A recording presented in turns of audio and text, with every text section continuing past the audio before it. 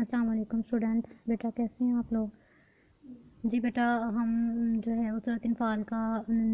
درس الاول کا جو حصہ الف ہے وہ ہم نے کر لیا ہے، اس کے مشقی سوالات بھی ہو گئے ہیں۔ تو اب ہم موضوعاتی مطالعے میں سے لیسن نمبر جو 1 ہے اس کو ہم پڑھیں گے۔ تو بیٹا اس میں یہ قرآن مجید کے حوالے سے ہے، فرسٹ لیسن قرآن مجید، اس کا تعارف، حفاظت اور اس کے فضائل، اس کے حوالے سے ہم اس لیسن کو جو ہے وہ پڑھیں گے۔ تو بیٹا آپ نے اس میں سے ایک لائن بھی نہیں چھوڑنی۔ آپ کو پتہ ہے کہ ایم سی کیوز اور شارٹ کویسچن جو ہیں وہ صرف بک میں سے ہی بنتے ہیں، اس کے علاوہ یعنی کہ دوسرے نوٹ وغیرہ سے یا کہیں اور سے شارٹ کویسچن پیپر میں جو آتے ہیں وہ نہیں بنتے، اس کے اندر سے ہی بنتے ہیں ایم سی کیوز بھی اور شارٹ کویسچن بھی۔ تو آپ نے ہر لائن کو جو ہے وہ یاد کرنا ہے، کسی لائن کو بھی جو ہے وہ چھوڑنا نہیں آپ لوگوں نے۔ تو اینڈ میں جو اس کے مشقی سوالات ہیں وہ بیٹا 3 لانگ کویسچن ہوتے ہیں، تو وہ آپ کو جو ہے وہ لکھوائے جائیں گے، وہ آپ نے لکھنے ہیں۔ تو ابھی ہم لیسن جو ہے وہ پورا کرتے ہیں، اس کا تعارف۔ تو تعارف کے حوالے سے ہم سب سے پہلے پڑھتے ہیں کہ اللہ تعالیٰ نے انسان کو جو ہے وہ پیدا کیا، اور اس کو پیدا کر کے انسان کو اس کی بنیادی ضرورتیں جو ہیں اس کو پورا کرنے کا تو اللہ تعالیٰ نے اہتمام جو ہے وہ کر دیا۔ صرف اللہ تعالیٰ نے ایسا نہیں کہ انسان کو پیدا کیا اور اس کو چھوڑ دیا، اس کی جو ہے مادی ضروریات، اس کی جسمانی ضروریات کے لیے اللہ تعالیٰ نے اس کے لیے وسائل جو ہیں وہ پیدا کیے۔ اللہ تعالیٰ نے اس کی ضروریات کو پورا کرنے کے لیے مختلف جو ہے وسائل پیدا کیے کہ اگر انسان کو زندہ رہنے کے لیے جیسے جو بنیادی ضروریات ہوتی ہیں کہ کھانا پینا اس کے لیے ضروری ہے، کھانے کے بغیر وہ زندہ نہیں رہ سکتا، پھر لباس کے حوالے سے یا باقی جو ضروریات انسان کی ہوتی ہیں اس کو مکمل طور پر پورا کرنے کے لیے، اس کی جو فطری ضروریات ہیں وہ پوری کرنے کے لیے تو اللہ تعالیٰ نے مادی وسائل کا انتظام کر دیا کہ یہ فلاں فلاں ضرورتیں ہیں، فلاں فلاں چیزیں، ان کے بغیر انسان کا گزارا نہیں ہے۔ اس کو ذریعہ معاش جو ہے وہ مختلف طریقے سے کھائے، کھیتی باڑی یا زراعت کا پورا نظام اللہ تعالیٰ نے انسان کے لیے جو ہے وہ پیدا کر دیا اس کی زندگی گزارنے کے لیے۔ اس کے ساتھ ساتھ ہی اللہ تعالیٰ نے صرف اس کی مادی ضروریات پوری کرنے کے لیے صرف جو ہے وہ مادی وسائل پیدا نہیں کیے، بلکہ اس انسان کے ذہن اور اس کی روح کی رہنمائی کرنے کا بھی اللہ تعالیٰ نے پورا اہتمام کیا، اور اس کو دین ہدایت پر لانے کے لیے اس کی روح کو اور دل کو، ذہن کو، اس کو جسمانی طور پر پاک رکھنے کے لیے اور اس کا جو ہے اس کی رہنمائی کے لیے، اس کی ہدایت کے لیے اللہ تعالیٰ نے جو ہے وہ اہتمام فرمایا۔ اور انسان کو ایک تو خود انسان کو اتنی طاقت دی، اتنی جو ہے اس کو دی کہ اس میں برائی اور اچھائی، خیر اور شر، اسی کو کہتے ہیں نا، خیر بھلائی کو کہتے ہیں اور شر برائی کو کہتے ہیں۔ تو اللہ تعالیٰ نے انسان کو برائی اور بھلائی میں فرق کرنے کی صلاحیت عطا فرمائی اور ضمیر کی آواز عطا فرمائی۔ یہ ایک آواز ہوتی ہے نا ہمارے اندر کہ جب بھی ہم کچھ برائی کرنے لگتے ہیں یا کبھی ہمارا برائی کی طرف ذہن جائے تو ایک آواز ہمیں خود ہمارے دل میں یہ ہمیں ڈر محسوس ہو رہا ہوتا ہے کہ یہ برا کام ہے، یہ برائی ہے، ہم یہ نہیں کر سکتے، تو ہم جو ہے وہ پھر اس آواز کی وجہ سے ہم برائی کی طرف سے جو ہے وہ جانے سے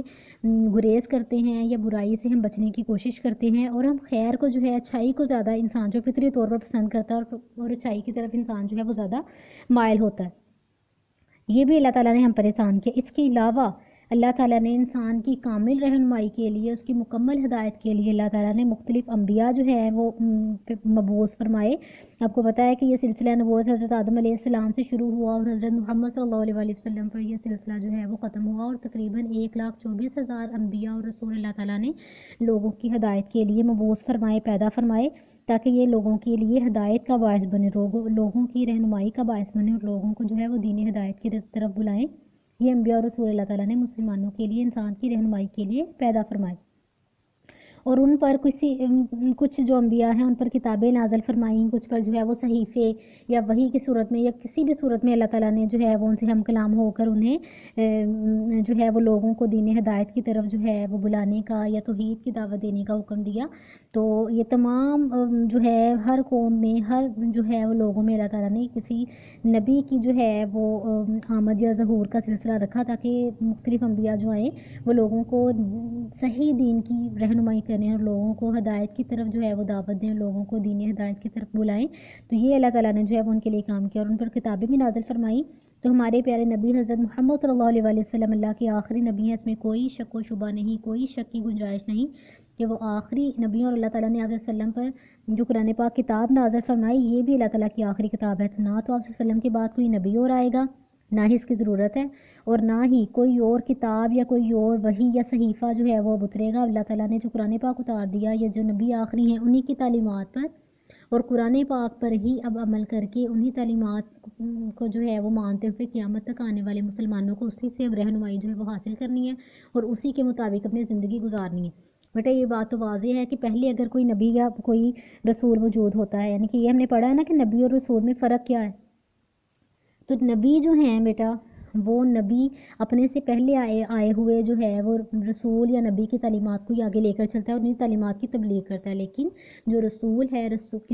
کوئی بھی رسول جو ہوتا ہے وہ اس کو اللہ تعالیٰ کی طرف سے نئی شریعت یا نیا دین جو ہے وہ دیا جاتا ہے اور اس سے پہلے والے جو رسول کی تعلیمات ہوتی ہیں وہ منسوخ ہو جاتی ہیں۔ تو اسی طرح جب قرآن پاک نازل ہوا تو قرآن پاک نازل ہونے کے بعد آپ صلی اللہ علیہ وسلم کے آخری نبی ہونے کے بعد آپ صلی اللہ علیہ وسلم سے جو پہلے انبیاء آئے ہیں ان کی تمام تعلیمات جیسے تورات ہو گئی، انجیل ہو گئی یا جو دوسری مختلف کتابیں ہوں گی جو اللہ تعالیٰ نے جو ہے تورات، انجیل، زبور یہ کتابیں نازل کی اور جو صحیفے نازل کی، وہ تمام کتابیں اور ان کی تعلیمات جو ہیں وہ منسوخ ہو گئی۔ اب صرف اور صرف قرآن پاک ہی ایک واحد ہدایت کا ذریعہ ہے اور نبی اکرم صلی اللہ علیہ وسلم کی سنتیں اور ان کی احادیث انہی پر عمل کر کے ہم اب قیامت تک آنے والے مسلمانوں کو ان سے ہدایت کی جو ہے وہ روشنی لینی ہے اور اسی کے مطابق اپنی زندگی جو ہے وہ گزارنی ہے۔ اور قرآن پاک میں آپ کھول کے دیکھ لیں، کوئی ایک ذرہ بھی ایسا نہیں ہے کہ جو قرآن پاک میں جس کے بارے میں اللہ تعالیٰ نے ڈسکس نہیں کیا۔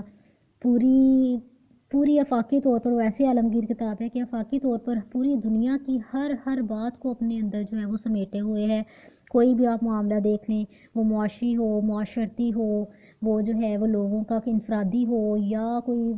جیسے اقتصادی ہو، سیاسی معاملہ ہو، کوئی وراثت کے آپ اصول دیکھ لیں، اس کے علاوہ مختلف نجی زندگی کے، معاشرتی زندگی کے، ایک گھر میں رہتے ہوئے خاندان کے آپس کے تعلقات یا لوگوں کے حقوق و فرائض، ہر چیز کے بارے میں، یا زوجین کے حقوق و فرائض، والدین کے، رشتہ داروں کے، یعنی کہ ہر چیز کے بارے میں قرآن پاک میں واضح طور پر بیان جو ہے وہ موجود ہے اور اللہ تعالیٰ نے ہر چیز واضح کر کے بیان کر دی ہوئی ہے۔ کوئی بھی ایسا معاملہ نہیں ہے جس کی ہمیں جو ہے وضاحت یا جس کے بارے میں ہمیں تعلیمات قرآن پاک میں نہیں ملتی، تو ہر چیز قرآن پاک میں اللہ تعالیٰ نے واضح طور پر بیان کر دی ہوئی ہے۔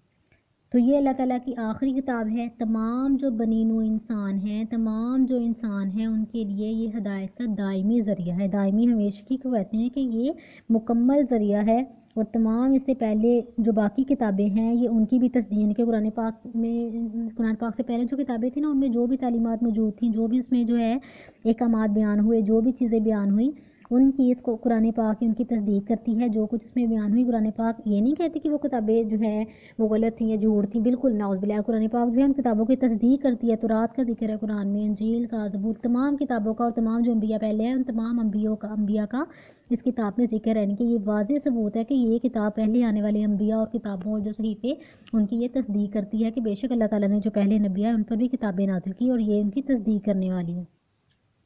تو اللہ سبحانہ و تعالیٰ نے پچھلی امتوں کے لیے بھی مختلف انبیاء جو ہے وہ مبعوث فرمائے، ان میں سے بعض جو ہیں ان پر اپنی کتابیں بھی نازل فرمائی تھی، لیکن ان انبیاء کی تعلیمات اور ان پر جو نازل شدہ کتابیں ہیں وہ اپنی اصل حالت میں محفوظ نہیں رہیں۔ اور یہ بھی واضح ہے کہ پہلے جو کتابیں نازل ہوئیں ان کو جو ہے وہ نازل کرنے کا ویسا یا تو کتابی شکل میں نازل ہوئیں یا ایسے کہ وہ محفوظ نہیں رہ سکیں، ٹھیک ہے، وہ یعنی کہ کوئی نہ کوئی لوگوں نے، اس وقت کے لوگوں نے اپنے جو ہے اس کے مطابق اس میں رد و بدل کر کے، اس میں تبدیلیاں کر کے اپنے دین کے مطابق جیسا وہ چاہتے تھے دین ویسے اس میں تبدیلیاں کر کے اس میں رد و بدل کر دی، اور اب جو کتاب ہیں وہ ایسی ہی ہیں کہ لوگوں نے اپنی مرضی کے مطابق اس میں تبدیلیاں کی ہوئی ہیں، تو کوئی بھی اس کا واحد اور بالکل پختہ ثبوت نہیں ہے کہ یہ صحیح کتابیں ہیں، لوگوں نے اپنے مطابق اس کو جو ہے وہ ڈال لیا۔ لیکن قرآن پاک جو ہے وہ ایسی کتاب ہے جو کہ بالکل صحیح، اور اللہ تعالیٰ نے خود ہی جب اپنے فرمایا نا قرآن پاک میں کہ انا نحن نزلنا الذکر وانا له لحافظون، کہ بے شک ہم نے یہ ذکر نازل کیا، یہ قرآن ہم نے نازل کیا اور ہم ہی اس کی حفاظت کریں گے، تو اللہ تعالیٰ نے اس کو جو ہے وہ نازل کر کے اس کی بھلائی کا اہتمام بھی ویسے کیا کہ ویسے اس کو نازل کیا اور ساتھ ہی یہ یاد کیا جاتا رہا، لکھا جاتا رہا اور مختلف جگہ پر یہ منتقل ہوتا رہا، ایک جگہ سے دوسری جگہ اور مختلف لوگوں تک یہ یاد ہوتا رہا۔ تو ایسا اللہ تعالیٰ نے اس کا اہتمام فرمایا کہ اس میں کوئی بھی زیر زبر یا نقطے کی کوئی بھی کسی قسم کی تبدیلی یا اس کا ہم شائبہ جو ہے وہ اس کتاب میں نہیں دیکھتے۔ تو اللہ تعالیٰ نے جو پچھلی امتیں ہیں ان کے لیے بھی انبیاء مبعوث فرمائی، ان میں سے بعض پر اپنی کتابیں بھی نازل فرمائی، لیکن ان انبیاء کی جو تعلیمات ہیں یا ان پہ جو نازل شدہ کتابیں ہیں وہ اصلی حالت میں محفوظ نہیں رہیں۔ تو اللہ تعالیٰ کے سلسلے میں ارشاد ہے وَأَنزَلْنَا إِلَيْكَ الْكِتَابَ بِالْحَقِّ مُصَدِّقًا لِمَا بَيْنَ يَدَيْهِ مِنَ الْكِتَابِ وَمُهَيْمِنًا عَلَيْهِ۔ یہ سورۃ مائدہ کی آیت ہے، اس کا ترجمہ کیا ہے کہ اللہ تعالیٰ نے فرمایا کہ تمہاری طرف ہم نے یہ کتاب نازل کی ہے، یہ حق لے کر آئی ہے، اس سے پہلے جو آسمانی کتابیں آئیں یہ ان کی تصدیق کرنے والی ہے اور ان کی محافظ و نگہبان ہے۔ کہ اللہ تعالیٰ نے واضح طور پر اس میں جو ہے وہ بیان کر دیا اور فرما دیا قرآن پاک میں کہ یہ کتاب ہم نے ہی نازل کی ہے، یہ حق لے کر آئی ہے، بالکل سچ ہے یہ کتاب، اور اس سے پہلے جو آسمانی کتابیں آئیں وہ یہ کتاب ان کی تصدیق کرنے والی ہے اور یہ ان کتابوں کی محافظ و نگہبان ہے۔ تو قرآن مجید کو مہیمن جو ہے وہ کہا گیا، تو قرآن مجید کو پچھلی کتابوں کے لیے مہیمن کہنے کا مطلب بھی یہی ہے کہ مہیمن ان کا لفظی ترجمہ نگہبان ہوتا ہے، ٹھیک ہے، نگہبان۔ تو قرآن پاک کو پچھلی کتابوں کے لیے نگہبان اسی لیے کہا گیا کہ یہ ان کتابوں میں جو تعلیمات تھی جو عقائد بیان کیے گئے تھے جو اپنی اصلی حالت میں محفوظ نہیں رہ سکے، لیکن قرآن پاک نے ان کی جو تعلیمات ہیں ان کو اپنے اندر اثر نو کہتے ہیں، پھر نئے طریقے سے اس کو اپنے اندر جو ہے بیان کر کے محفوظ کر دیا ہے۔ یہی وجہ ہے کہ قرآن پاک کی جو تعلیمات ہیں ان پر پورے اطمینان سے ہر زمانے میں جو ہے وہ عمل کیا جا سکتا ہے، اس میں کوئی بھی جو ہے وہ کمی بیشی نہیں ہے، کچھ بھی ہم نہیں کہہ سکتے، اس میں ہر طرح سے اس پر عمل کیا جا سکتا ہے اور مکمل یقین کے ساتھ اس کتاب کو پڑھ سکتے ہیں۔ جی بیٹا، آج جو ہے وہ ہمارا لیسن اتنا ہی ہے۔ تعارف میں آپ لوگوں نے جو ہے بیٹا میں تھوڑا اسی لیے دے رہی ہوں کہ ابھی سٹارٹنگ ہی ہے، تو آپ کو جو ہے آپ اچھی طرح اس کو یاد کرنا شروع کر دیں اور اس کو سمجھنا شروع کر دیں۔ ایک دم سے اگر زیادہ ہوا شاید آپ کہیں کہ ہمیں مشکل لگ رہا ہے یا کچھ، تو بیٹا یہ بالکل بھی مشکل نہیں ہے، بہت ایزی ہے۔ میں اسی لیے بہت کم آیات بھی جو میں نے دی وہ 3 آیات جو ہے وہ دی تاکہ آپ اچھی طرح یاد کریں۔ اور لیسن بھی جو ہے یہ آپ کا صرف فرسٹ والا ایک بڑا پیراگراف ہے اور باقی جو چھوٹی 2-3 لائنیں ہیں، تو اتنا ہی آپ لوگوں نے جو ہے وہ یاد کرنا ہے۔ اس لیسن کو آپ بہت اچھی طرح یاد کریں۔ آج کا آپ کا لیسن جو ہے وہ اتنا ہی ہے، پھر میں بعد میں آپ کو کل انشاءاللہ اس میں سے شارٹ کویسچن جو ہے وہ بنوا کے وہ نیٹ کاپیز پہ لکھنے کے لیے دوں گی۔ آج آپ نے صرف اس کو یاد کرنا ہے۔ آج کا لیسن بیٹا آپ کا اتنا ہی ہے۔ اوکے بیٹا، اللہ حافظ۔